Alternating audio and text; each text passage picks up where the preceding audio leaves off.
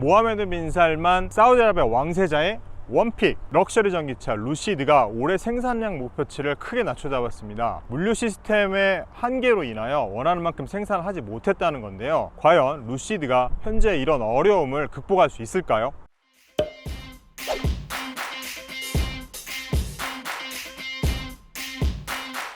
제가 지금 나와 있는 곳은 실리콘밸리 동쪽 뉴욕에 있는 루시드의 본사입니다. 운전의 즐거움을 추구하며 럭셔리 전기차를 지향하는 스타트업이죠. 럭셔리 세그먼트에서는 테슬라를 뛰어넘겠다는 목표를 갖고 있기도 합니다. 2007년 설립된 루시드는 스펙과 합병을 통해서 지난해 7월 나스닥에 상장했습니다. 이어 지난해 9월에는 애리조나주 카사 그란데에 있는 공장에서 전기차 양산을 시작했습니다. 루시드의 상위 트림인 에어드림은 한 번 배터리를 충전한 뒤 최장 836km를 달리며 성능을 입증했죠. 이제 시장의 관심은 루시드가 얼마나 많은 전기차를 생산할 수 있느냐에 맞춰져 있습니다.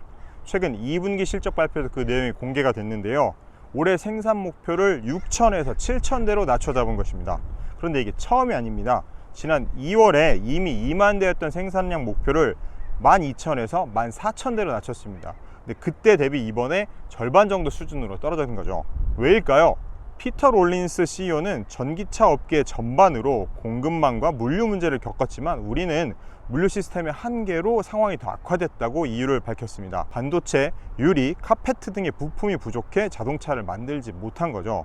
여기에 인프라 업그레이드까지 겹치면서 애리조나 공장은 2주 반 동안 생산을 하지 못했다고 합니다. 이 같은 문제를 해결하기 위해서 루시드는 물류 시스템을 내재화하기로 했습니다.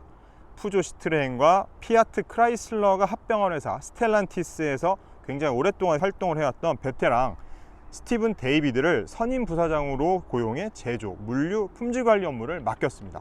이 대목에서 주목할 부분은 그래서 얼마를 생산했고 얼마의 주문이 들어왔냐일 겁니다. 2분기에는 고객에게 679대, 1분기에는 360대를 배송했습니다. 상반기에 총 1000대를 배송했네요. 그리고 상반기 생산량은 총 1405대였습니다. 연간 생산 목표치를 감안하면 하반기에 4600에서 5600대 정도를 생산할 수 있다는 거네요. 현재 루시드가 밝힌 예약 물량은 37,000여 대입니다.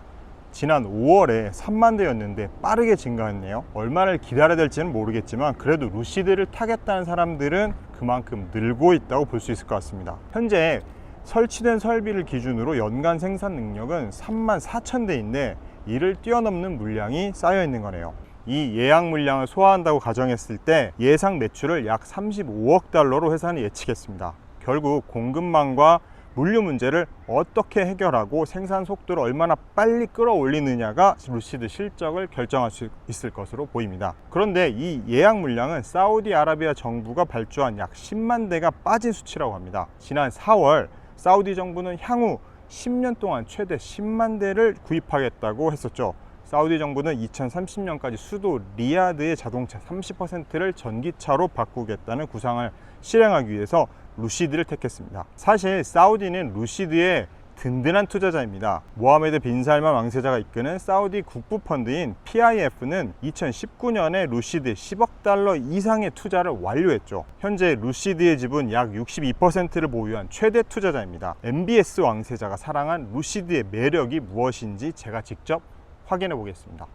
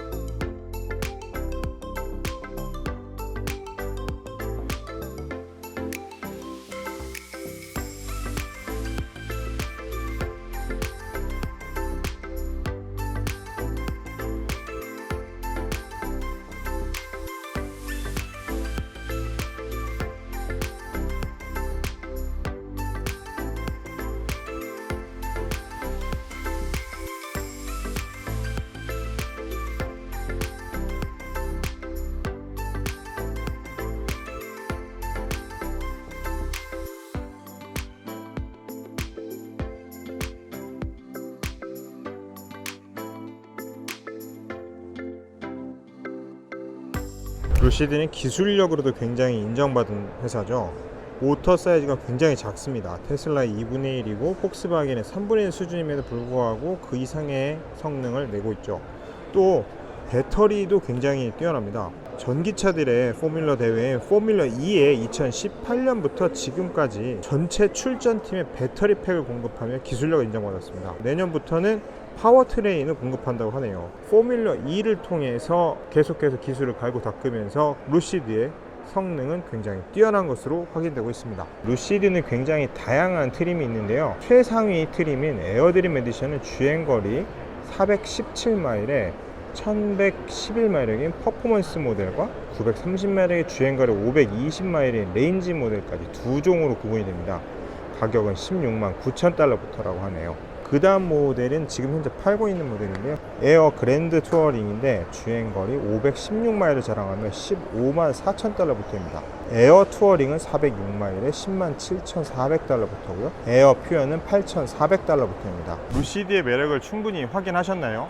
루시드는 이번 분기 실적 보고서에서 굉장히 다른 몇 가지 소식들도 더 밝혔습니다. 사우디아라비아의 생산 공장을 착공했다고 합니다. 연간 15만 대 생산 능력을 보유한 공장을 짓겠다고 올 3월에 발표를 했는데요. 여기서 생산한 전기차는 중동, 아시아, 유럽 등으로 수출할 계획이라고 합니다. 또 현재 3만 4천 대 수준인 애리조나 공장의 생산 능력을 늘리기 위한 2단계 확장 공사도 진행 중입니다. 향후 생산 능력은 약 9만 대까지 확대될 예정입니다. 사진을 보시면 주변에 부지가 굉장히 많은데요. 이 주변의 땅을 다 루시드가 확보한 상태입니다. 수요 증가에 따라서 확장을 계속하면 생산 능력은 최대 36만 5천 대까지 늘릴 수 있다고 합니다. 사우디 공장까지 합치면 연 51만 대 이상의 생산 능력을 보유하게 되는 거죠. 또 현금 보유량이 46억 달러라고 밝혔습니다. 아직 이익을 내지 못하는 기업의 현금 보유량은 굉장히 중요한데요. 1분기 말 54억 달러에서 8억 달러 정도가 줄었네요.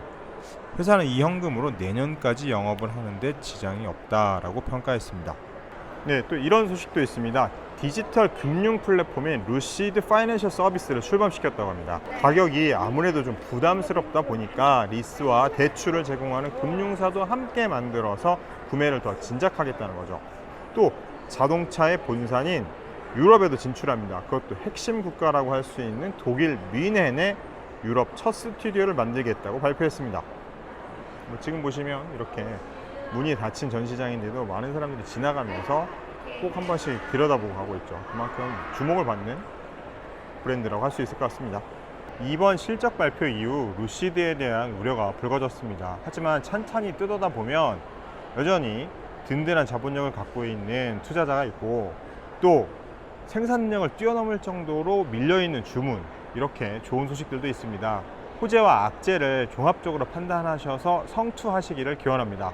네, 실리콘밸리에서 서기열 특파원이었습니다.